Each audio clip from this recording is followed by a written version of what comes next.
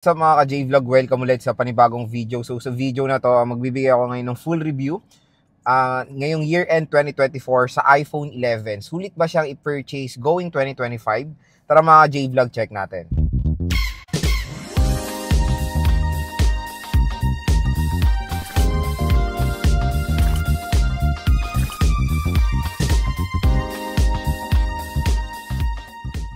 So yan, as you can see, nandito naman tayo sa kotse dahil tayo nasa vacation mode pero hindi tayo magtatapos mag-review ng mga units. Asahan nyo ngayong December, i-review natin lahat ng iPhones kung maganda pa sila i-purchase going 2025. Kaya abang-abangan nyo na lang mga J-Vlog. At syempre, saan ba tayo bibili ng mga legit iPhones? Wala na iba kundi sa nire-recommend nating shop. Unang-una sa Kinyad Telecom, sa permanent shop ng CMB Gadgets, and of course sa CMB Gadgets, Tol XA08 kay Ate Mayet. At ayun nga, ngayong November na sa XA08 sila, pero kung napanood ito ng December, check nyo na lang po yung link ng kanilang Facebook page sa description box. Mag-inquire kayo sa CMB Gadgets. Yung kanilang Facebook page is yung verified by Meta. Okay, so ang review nga natin or ang topic natin for today is the iPhone 11. Napakamura na lang nito sa GH. And nakakatuwa na magpa-5 years na itong smartphone na to is meron pa rin available na brand new. Even sa mall, makakabili pa kayo ng brand new na iPhone 11 pero sa affordable price na lang. At yung mga pre-love units na lang ng iPhone 11 ngayon is syempre mas mura na lang sa Green Hills, kumbaga. So, yon. Ang unang-una presyo, 64GB na iPhone 11, usually pinakamababang presyo niyan is 13,000 pesos. Tapos yung 128 is 15, 256 sa 16 to 17. Ganon yung range ng presyo ng iPhone 11 na iPhone 11 sa Green Hills Pre-Love. Meron din brand new. Yung brand new kasi, usually makikita yung brand new is white and black na lang talaga. Wala na yung mint green, lavender, and red. So, and yellow pala. Makakabili kayo ng mga ganyang kulay sa Pre-Love. Available din naman lahat ng all colors yan sa nire-recommend nating shop sa Green Hills. And marami rin nagtatanong, marami rin nagsasuggest na Lods, reviewin mo naman din yung iPhone 11 ngayong year-end 2024 kung sulit pa ba siya sa 2025. Unang-una, sa specs muna tayo. iPhone 11 is yung base model. Na-release siya nung year 2019. Naalala ko, bumili ako niyan nung brand new talaga mga J-Vlog. Yung mismong release date niyan sa Power Mac nung 2019, October 2019, bumili ako niyan. 128, nagkakalaga mga J-Vlog ng 55,000 pesos. So, product red po yung nabili ko nun. And sobrang solid ng performance ng iPhone 11 that time. Kasi galing ako sa iPhone XR na nabili ko lang din recently nung taon na rin na yun, ng 2019. Nag-upgrade agad ako. So parang nagsisi ako sa XR noon kasi lumabas yung 11 with dual rear camera system na ultra-wide camera yung additional na 12 megapixel. And then meron siyang 12 megapixel main. Both rear at front ay support ng 4K video recording. Yun naman ang maganda sa iPhone 11. And quick reminder lang, nung year 2020, 2019, yan po ang vlogging tool ko rin. Ginagamit ko siya as a vlogging tool. Ginagamit ko siya for montage. Napakaganda ng camera ng iPhone 11, especially when it comes sa video quality. For me talaga, pag magte-take ako ng mga videos, I'll go for the iPhones. Any iPhones sa XS, mga ganyan. Maganda talaga mga camera quality or video quality ng mga iPhones. So, solid na solid. Kaya since year 2019, gamit ko na talaga as a vlogging tool is iPhone po. So, ang gamit natin ngayon is cinematic ng iPhone 15 Pro mga J-Vlog. So, solid na solid kung makikita nyo naman. And even si iPhone 11, nakapag-test na rin ako niyan. Maganda rin naman ang camera quality niyan. Kaya kung maghanap kayo ngayon ng isang iPhone with good quality ng camera, I'll suggest sa inyo ang iPhone 11 kasi very affordable na lang. Si iPhone 11 meron 3,000 plus mAh. So, kung bibili kayo ng iPhone 11, ang pinaka talagang magiging nyo dito,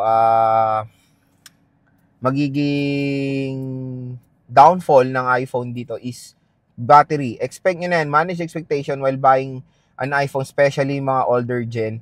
Mababa talaga mga battery capacity niyan. Pero hindi ko naman sinasabi na sobrang duper bagal, ay mabilis malobat. Hindi naman sa ganun. For example, pag gaming asahan nyo few hours lang ang tatagal niyan. For casual things, siguro mga yan.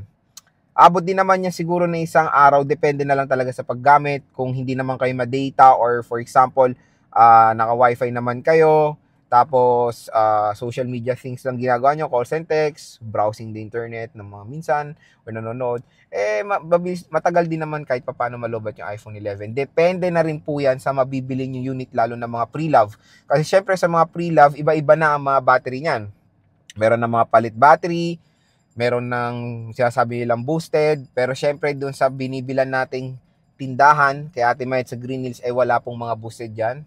Subok na natin lahat ng units ng iPhones kay Ate Mayet. So, bumili rin ako ng iPhone 12. I-upload ko na lang yung video niyan. I-review ko. Gagamitin ko rin yung iPhone 12 mga J-Vlog. At sobrang solid pa rin ng iPhone 12. So, yung iPhone 11 is 4G connectivity. Nagsimula po ang 5G next year. Nung next year nun, 2020, which is iPhone 12. For a price na 13,000, pwede pa naman i-purchase ang iPhone 11. Pero, kung 13 tapos 15 ang pinag-difference ng 128 and 64, for me, I'll go for the 128. Dahil yung 64 is sobrang baba na going 2025. Kasi nung bumili ako ng bagong iPhone ngayon, yung iPhone 12 nga na pre-love, kaka-restart lang. Ang laki agad ng kinain storage. Nasa 20 plus gigabytes na. Naka-iOS 17 na tayo or 18. Basta 20 plus na ang kinakain. So, sobrang liit na lang ng 64 gigabytes ngayong 2024 going 2025. Pinaka-minimum na talaga the best when it comes sa main smartphone nyo is 128 gigabytes. Pero, meron naman ding mga consumers na pwede na rin ng 64. For example, ako, yung tita ko, binigay ko 64 gigabytes sa iPhone 11. Hindi naman sila nagreklamo, hindi naman doon na full storage. Kasi yung ginagawa lang niya naman, Candy Crush, Angry Birds, tapos mga take photos, mga ganun lang. Very simple lang naman ang ginagawa niya. Kaya okay naman ng 64 gigabytes. Again, the storage is nagdedepende sa consumers. So, kung isa kayong consumer na hindi naman power hungry, okay naman ng 64 kasi there's an option to expand your storage via iCloud storage. 50 pesos a month for the subscription of 50 gigabytes additional storage. Nagdedepende na lang talaga yan mga J-Vlog. At least meron kayong option to expand your storage sa iCloud. Okay. Next is yung display. Ito po yung pinaka-last iPhone na merong IPS. So, syempre, sugarcoat lang yan ni Apple when it comes sa names ng mga display. Liquid Retina. IPS LCD display. Pero hindi kasi nila sinasabing IPS LCD. Pero when sinesearch nyo sa mga sites, nakalagay doon is IPS. Pero tawag lang ni Apple dyan is Liquid Retina display. Liquid Retina is IPS, Super Retina XDR is OLED display. So yon again, the iPhone 11 is IPS lang yan. For 30,000 pesos smartphone, an IPS LCD display, syempre is hindi na siya hindi siya maganda, pero ibang usapan kasi kay Apple Syempre pag iPhone kasi, when it comes sa IPS naman ng iPhone 11, hindi naman sobrang hindi naman siya meaning na wash out. Hindi maganda rin naman kahit papaano yung color accuracy ng iPhone 11. And may notch display rin siya. 6.1 inches, I think ito na rin yung best size ngayon ng mga option ng consumers, 6.1 inches na display. Minsan kasi mga ibang consumers ayaw yung mga 6.7, 6.5 na Pro Max or Plus. Kaya gino-go to nila yung 6.1 na ito yung perfect size sa kanila. And yung form factor, okay rin for one-handed operation. When it comes to speaker quality, maganda rin.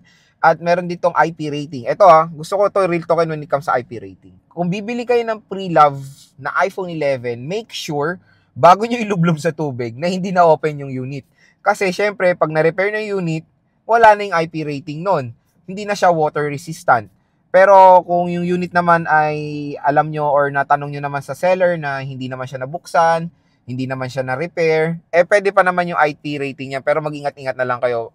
Mag-ingat-ingat na lang din kayo, syempre. Huwag kayo masyadong overconfident na kunyari bumili kayo ng pre-love tapos nilublob nyo sa tubig na matagal. Baka kasi magkaroon ng liquid damage. Kaya, ang the best talagang malakas ang kutob nyo na water resistant pa yung IP, may IP rating pa is of course sa brand new. Pag brand new, legit kahit ihulog nyo yan, nandiyan pa yung IP rating yan. Pero, ayun lang, syempre ang iPhone 11 is, merong IP rating na IP67 water and dust resistant. Pero yun, tulad ng sinabi ko kanina, depende na lang yan din sa mabibili yung unit ngayon. 'Di ba? Kasi yung iba, pag na-open na, nawawala na yung IP rating. So, explore natin tong iPhone 11. So, ito siya. Glass, back cover, dual rear camera system. Wala na. So, ito siya. Dual camera, main, and ultra wide camera flash, and meron tayong microphone. So glossy glass, tapos ito yung kanyang gilid, aluminum frame. Sa right side nandito yung power button and yung SIM tray.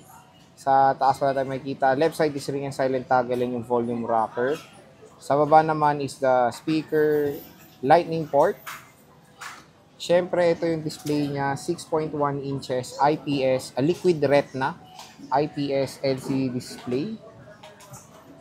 So, ayan siya. Camera, explore natin yung camera niya. Siyempre, ito yung meron 0.5. The very famous 0.5.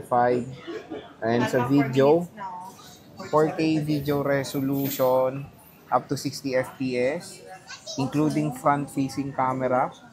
Meron tayong slow motion and time-lapse. Ayan. So, hindi na to aabot, Alma. Portrait mode. Ayan, may portrait mode tayo. And of course, panorama. Very basic lang naman yung camera app ng iPhone 11. So, napaganda pa rin ng iPhone 11 still ngayon 2024. Going 2025. Available to sa iOS 18 and possible pa itong ma-update sa iOS 19. Ayan siya. Dual stereo speakers. Isang speaker dito sa isang speaker sa baba. So yun mga ka-J-Vlog, ang ating review sa iPhone 11 ngayong 2024 or year-end ng 2024. Ang tanong, Lods, bibili ako ng iPhone 11 ngayong December eh. Magagamit ko ba ito ng matagal going 2025? So ang pinaka-main na sagot diyan, yes. Definitely mga ka-J-Vlog, you can use the iPhone 11 going 2025. Matagal pa po yung magagamit. Huwag kayong mag-alala. Lalo na mura na lang yan sa Green Hills ngayon. Yun nga, yung 128 is 15. Baka makuha niyo pa ito na mas mura or magkaroon pa kayo ng cashback, freebies. So usable pa naman ng iPhone 11 ngayong 2025. There's malaki pa ang chance niyang ma-update sa iOS 19 when tracking yung yung OS update ng Apple. Pa 6 years pa lang iPhone 11. Yan ang pinakasagad minsan ng Apple, 6 to 7 years. So there's a possibility na ma-update pa to sa iOS 19, malaki pa ang chance. Pero yung 10R, sobrang liit na lang ng chance nun eh. So yon, iPhone 11, magagamit pa yan sa 2025, matagal pa. And syempre yung chipset niyan is very snappy pa. Kayang-kaya pa mag-handle yan ng mga games today, tulad na lang ng Mobile Legends.